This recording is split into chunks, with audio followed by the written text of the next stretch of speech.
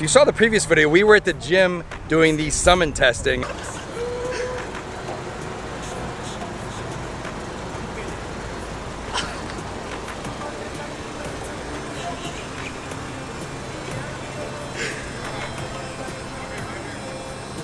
And a lot of people were kind of complaining about the way it acted, and because it was kind of a busy parking lot. And they were wondering if the car could actually pull out, and because we had backed the car and the car was kind of pulling right out of the spot. So in this test, I got the Tesla over there. Basically, we're gonna have it summon. I'm gonna walk all the way down there. I'm gonna hit the summon button and see if the car can back out of the spot, which I've seen it done in other videos on YouTube, and then pick us up. It actually just rained a few minutes ago. It would have been a cool test to see it actually pick us up in the rain. Not like I care about getting rained on, but it's just kind of a best case scenario of how this might be used for real. So we're gonna have it back out, pick us up. This parking lot's much more empty, as you can see. So, you know, before there was people kind of walking around and interrupting the car with its moves. So I think this time it'll be a little, well, it's not as real world as the gym parking lot, but at the same time, it'll give a better feeling of what the car would do, you know, as far as backing out, turning the corner, and as well as picking us up. And let's see it. Let's see how it works. Yeah, let's do it. Okay. All right, here we go. Test one.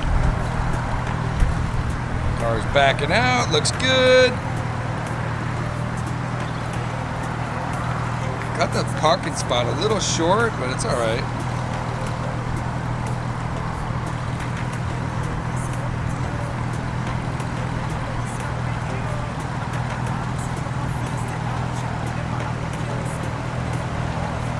Look at that, put the turn signal on, but oh wait, we got someone coming here. So I just let off the button. It says summon is stopping. I wasn't sure if it was gonna stop, so I just stopped it, but here we go. Resummoning it to the target, I press the button. And there it goes.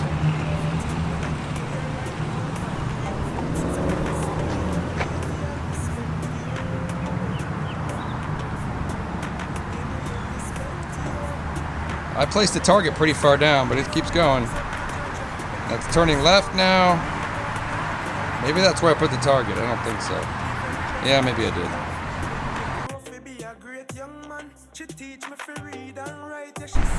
Okay. Yeah.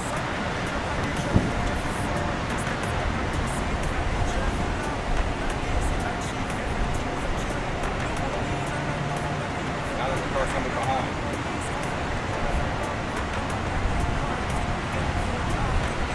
I think they're just watching.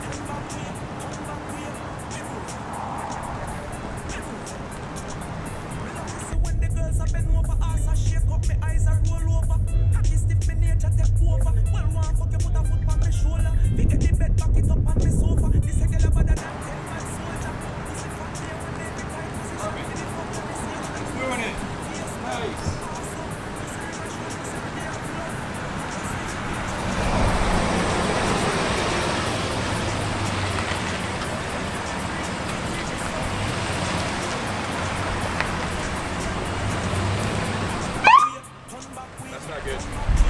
Dude, what do I do? Shit. All right, that's not good.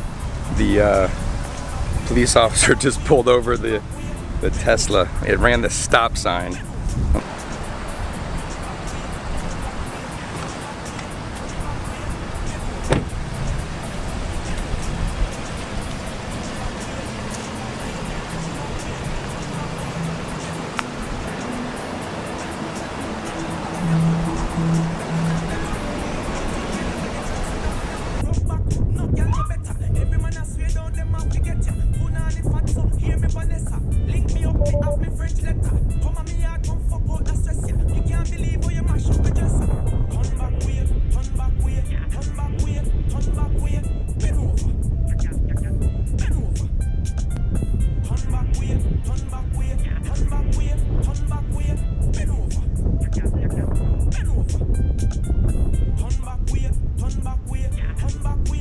Yeah. Your car? Yes. What's going on, man? Yeah. You know, ran the stop sign? Yeah. I didn't run the stop sign. Yeah, I know. I just don't know how I would do that. It's so the car, you can summon it. Yeah. And so it's like a new feature from Tesla. That like if you were in a shopping center, you can bring the car to you, but apparently it doesn't obey stop signs. Didn't work that out yet? Yeah. Well, I don't know who to write the ticket to, so. Well, I wasn't driving. Yeah. You have your driver's license, anything like that, so I can just make sure everything's all good? Yeah, let me get that for you.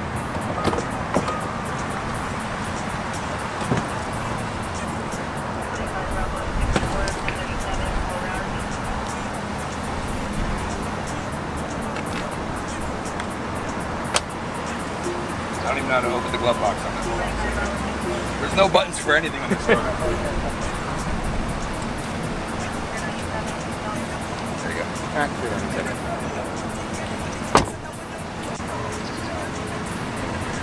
Definitely poses an interesting situation.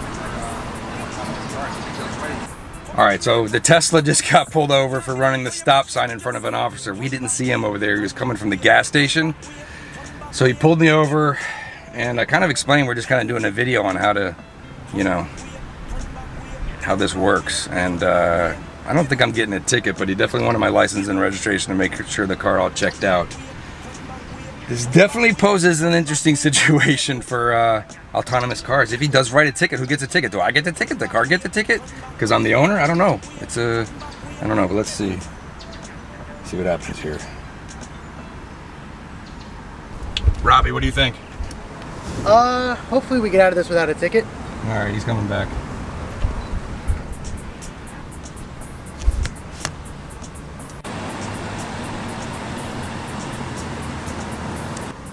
All right, man.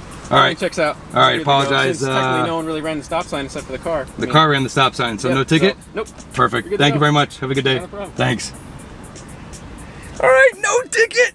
There we go. All right, so I don't know. Is this the first Tesla to get pulled over? I think so. With no one in it? That's super sketcy, right? I don't know.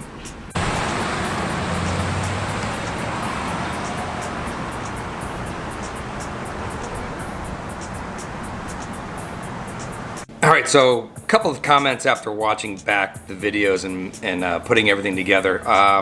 So first test went okay. The second test, not so well. I mean, you could see where it pulled around the corner and was heading face on to oncoming traffic in front of that Mercedes.